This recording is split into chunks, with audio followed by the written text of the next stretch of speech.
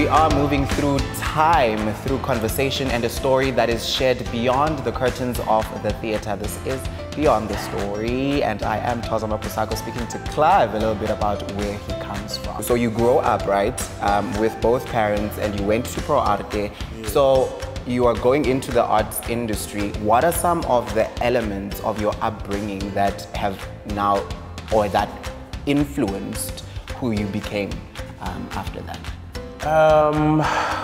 Wow, I don't know how to answer that fully, but I guess I'll say, you know, being in an art school, going to Pro Arte, I think introduced me not only to art and what that could mean, but it introduced me to myself as a queer black man, a queer black boy, you know, because I went to a school where I saw boys who looked like me, who behaved like me, who, you know, weren't weird, you know, just because they were that out there and queer, you know, and all of a sudden I could have language for who I was, you know. So I think growing up in that environment really defined for me the kind of artist to build this kind of brave spirit that I have as an artist, and allowed me to, you know, stand in my truth.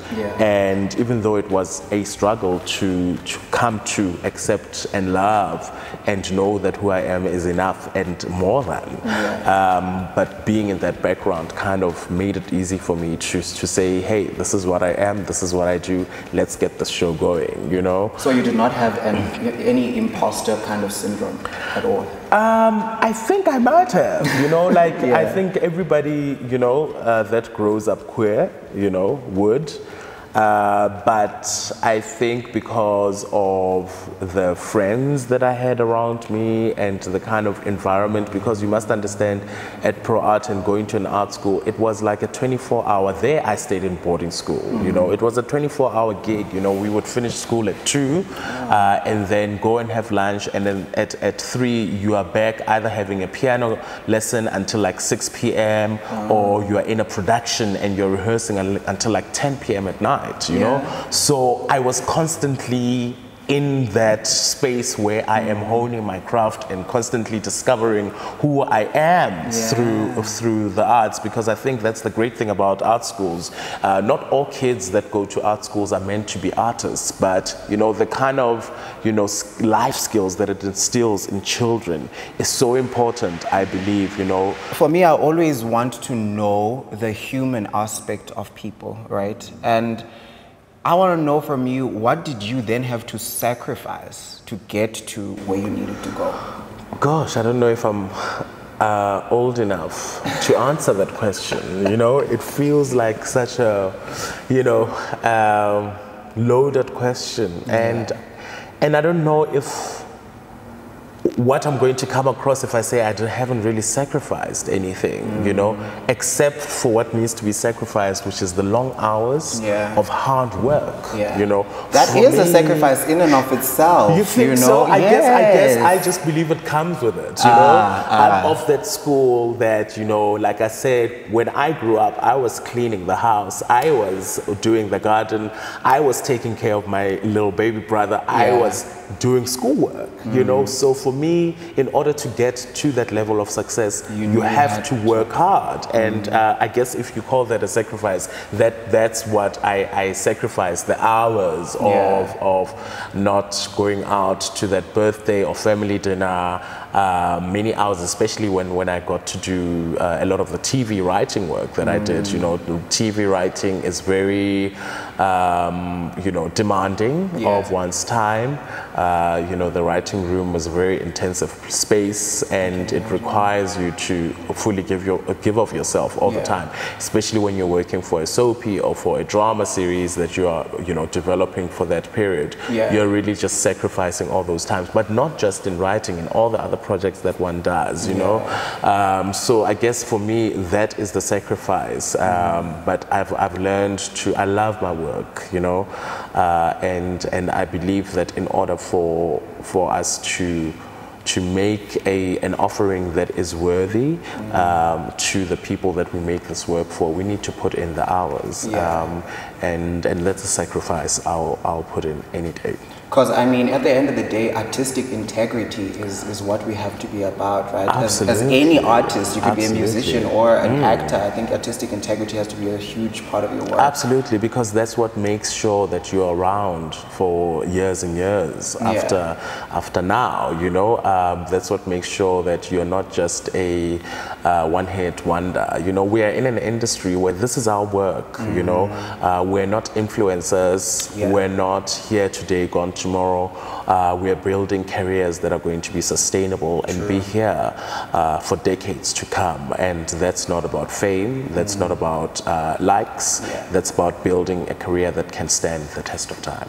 And let's talk a little about that. And I want you to take me through your journey to television, maybe briefly about how you started creative producing for television and how that venture came in when you have done theater for such a long time in your life. How does television get introduced in the process? So the first year after varsity, the first thing that I did was a theater gig at the State Theater. But my first television gig was an agricultural magazine show called Living Land.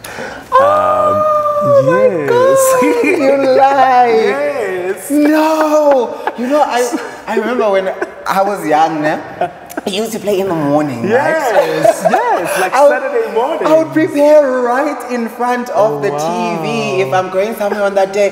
And I mean, I'd always watch. I didn't understand half the time, but I used to love Living Land. It's one of the programs that like really shaped who I became. That's interesting. Yeah, so that was the first thing, and I've got a very interesting journey with Living Land because my friend Swongilengele, she was presenting at the time. We were in the same class, and they just cast her as a presenter for the new season, and they were looking for a voiceover artist. And she recommended me. I came in, knocked it out of the park, and that started my almost 10-year journey with Living Land. I moved from being, you know, I'm actually about to produce now the latest season of Living Land, you know. So I moved from being a voiceover artist to then I directed. I got into very generous production company of people who were dedicated and devoted to building me, you know. And I did some editing, you know, just to try it out, and that didn't last long. So I wrote as well, and now I'm producing for the show, you know, all those seasons later. So that's how I got introduced into TV, and I am in awe. So you wear all of those hats?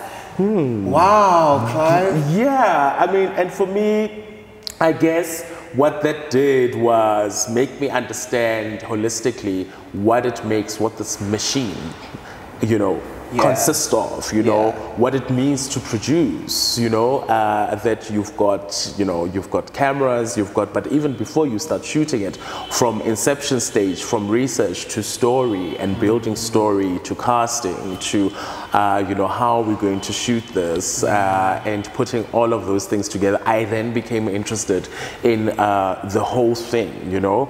And I think for me, it started off being very practical because, you know, I wasn't always getting voiceover work at Living Land when I started out. So they said, hey, do you want to go on the field and start directing, you know, so that you're not just doing voiceovers once a week, you know. And then that's how I got into that. And then they were like, hey, you've just written a show for theater. Do you want to start writing for TV? And then I started writing, you know. But my first drama series that I wrote for was After 9. And yes. So that was amazing. So you've always been part of monumental shifts then, Clive, because I remember even Cincinnati was quite a monumental shift for you. And when you talk about After 9, I understand what that did for us as queer people or just for the queer community as a whole to be represented like that on television, especially, I think, I'm not sure if it was after the era of Jason and Senzo, which was very traumatic for most people, but I think that kind of representation was important. So it was a monumental shift, and I want to link that to Cincinnati, which was also just as much of a monumental shift.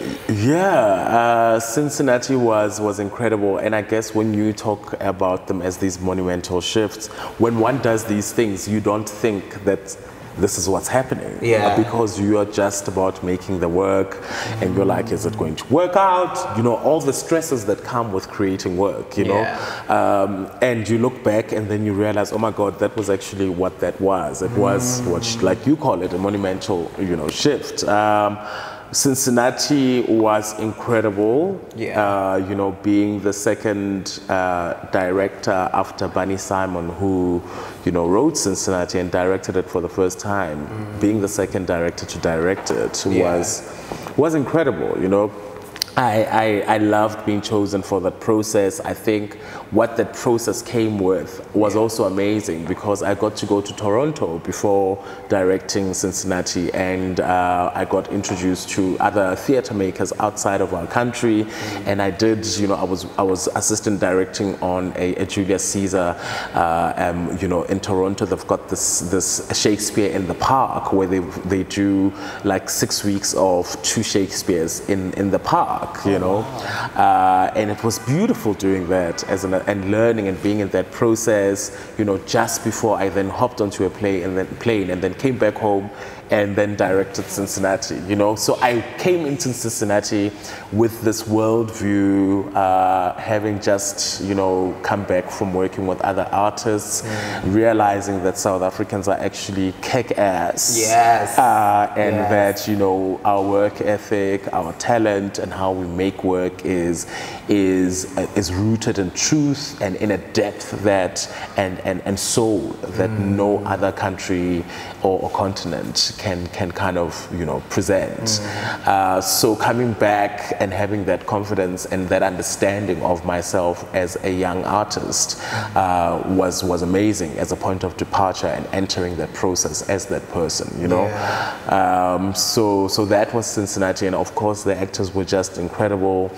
You know, the likes of your Brandon Orred, you know, Odell DeVette, you know, Miss Heaney, you know, Amira Patel. Oh my gosh, it was just amazing. It was an incredible cast, you know. But I think I'm always blessed with amazing casts, just like now as well. You know, so Cincinnati was incredible. You know, as I read Bunny Simon's name, I just always beam, because I've got a thing with him. You know, I know, right? And Clive is back at the Market Theatre with a new production titled Father Come Home / Tate Itahai, which has been which is a book rather by Eskiam Pahlele that has been translated first into Sepedi and adapted into a play, right? So the process was, you know, quite interesting. So it's threefold, I always explain, you know.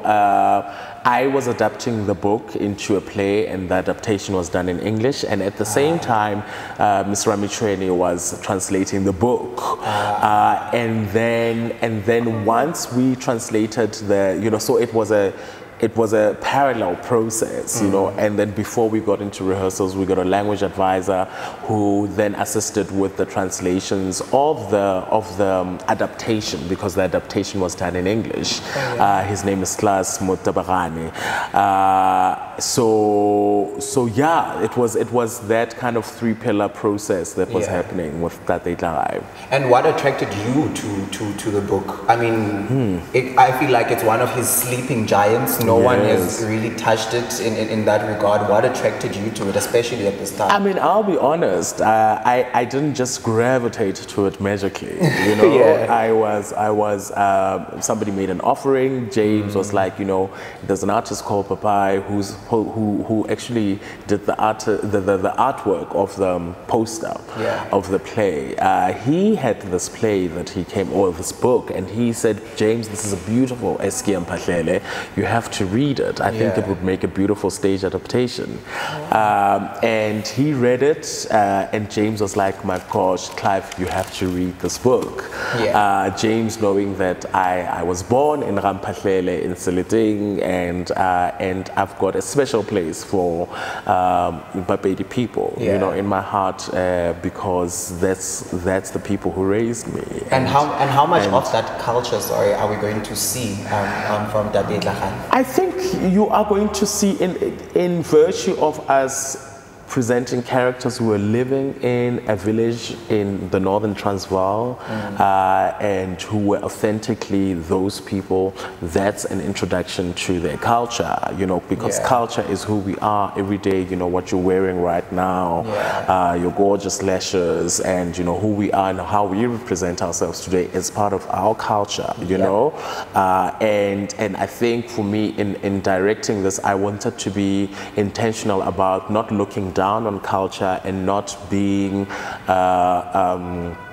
kind of I didn't want to do what was going to be expected, you know, like, you know, when we're talking about Xhosa culture or Sepedi culture, we must always hear these particular songs, we must dance a certain way. You know, I didn't want to stereotype it, I guess, you know. And like I said, just these people, just these characters, and the fact that they're coming from this time and these are the issues that they're dealing with is an introduction and an interface with that culture. And with what Eskiang Pahlele is a great writer. He plays very well with words. How difficult or how easy was it? I know you did not translate the book, but how difficult, how easy was it for the indigenous language to match the original language of the book? The beauty of Eskiang Pahlele is that his language is just so beautiful and big English, like you said. But if you read Tate Tlagai, it's almost like he writes English in a Sepedi kind of way, but that elevates, and it's like it's so like intriguing, you know. He elevates the language through English, but when you read the English, you're like, I can hear this in Sepedi, you know.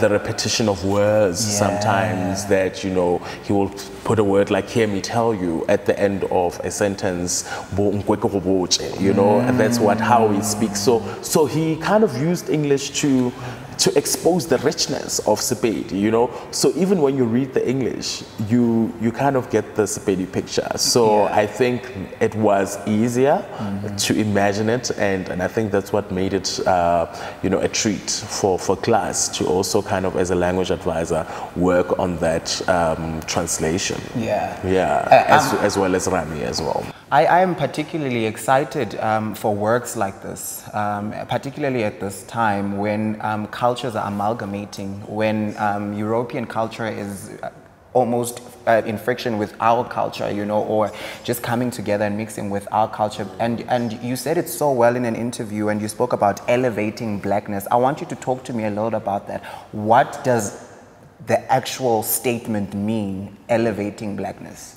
I think elevating blackness is about going back to understanding who we are as black people, how we became these people that we are, and understanding our power as black people and our stature in the whole global sphere of humanity. We are born of kings and queens, you know.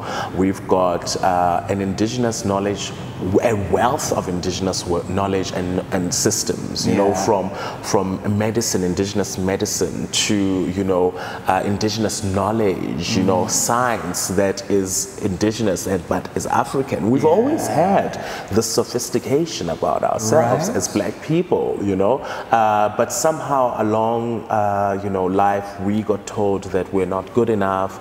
You know, we got told that we never knew anything and that we needed to be taught things, you know. And I think elevating blackness is going back to understanding who we are and who we've always been, and just, you know, increasing the light on that blackness and elevating that. That's what elevating blackness is. And once we understand that we've always been great, that we've always been amazing, and that we've never really needed to be taught anything, and in fact we've got so much to offer to society, to humanity. I think that for me is then a place that I want to speak from as a black creative, and in telling black stories, and that epitomizes elevating blackness for me. Have you found your purpose? Oh my gosh, I think we're becoming, you know.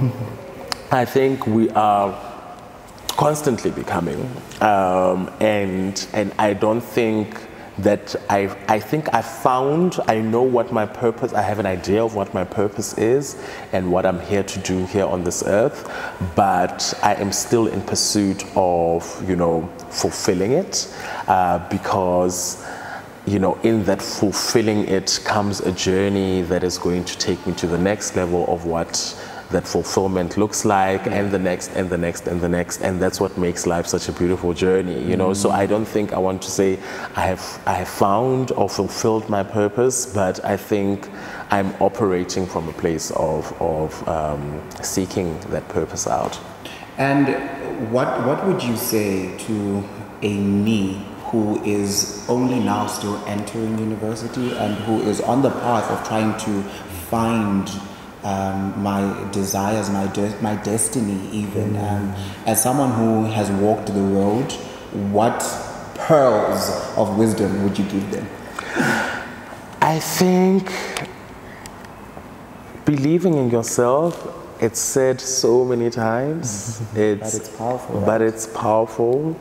And I think, like, now we just spoke about blackness and how black people were stripped of this confidence of themselves, of selves as well, and were broken down and told that they were nothing, and they come from nothing, in order to strip away their confidence. That's what those systems did. But once we're becoming these people who are realizing our power, and who are realizing that we've always been amazing, that Wakanda has always been us, and that speaks very much to just kind of understanding the power you have, and that you too have something to contribute to society and to humanity. And once you find that thing that you need to contribute, just believe that it's worthy. Believe that your voice is valid. Believe that you're not just here to take up space or to take up air. We're all here for a reason. And I think once one realizes that, then you're able to conquer the many battles that life is going to bring your way.